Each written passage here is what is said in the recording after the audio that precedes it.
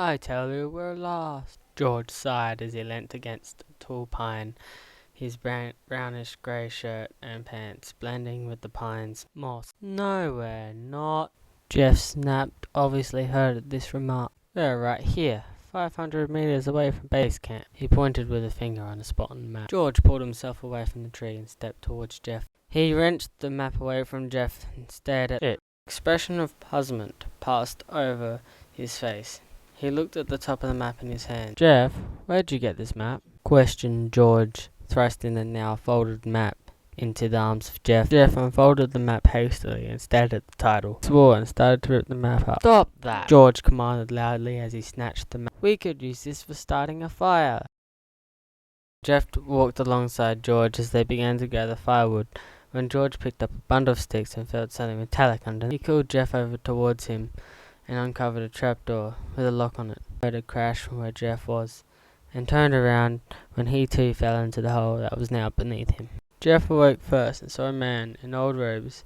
Jeff jumped out of bed, got his legs tangled in the sheets, hit his head on the floor and passed out. The second time he awoke, George grabbed him before he could do anything painful to himself.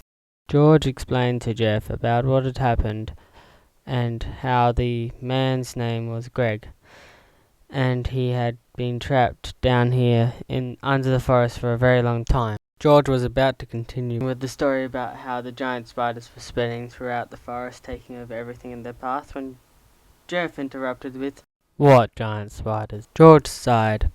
He was hoping to get the end of the paragraph before he got onto this fact. "Yes, giant spiders," he groaned. "They were made in some lab accident a few years ago." He tried to continue explaining when Jeff interrupted again with, "How do you know that?" "I told him," Greg said happily. "And before you ask, my name's Greg. I know about the giant spiders and the accident because I was cleaning the rooms when it happened. I'm the janitor here," he added happily. Questions continued for a while until Greg got Jeff under control and told him the rest of the plan. "We're gonna blow up the spiders and the lab." "Cool," Jeff said excitedly. Jeff went to work collecting the C4 wires and detonator parts. Greg pulled George aside, whispered into his ear. George nodded. An expression of sadness washed over his face. Greg handed a GPS to George without looking at him.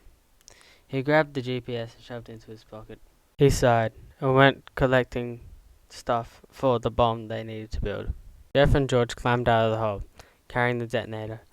When they started to run, Jeff tripped and smashed the detonator. "Don't worry about that. Keep running," George commanded hastily as he continued to run past him. When they stopped far away from the entrance to the lab, Jeff asked while dreading the answer, "Where's Greg the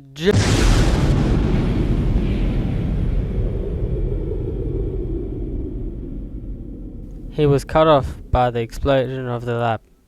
"Greg was in there," George said solemnly. "He gave us this." George showed the GPS to Jeff. Jeff started with, "Why?" George explained that they couldn't find enough stuff for a long-range detonator, but only enough for a button right next to the explosive. After a lot of arguing, they decided never to speak of what just happened ever again. They used the GPS to find their way home.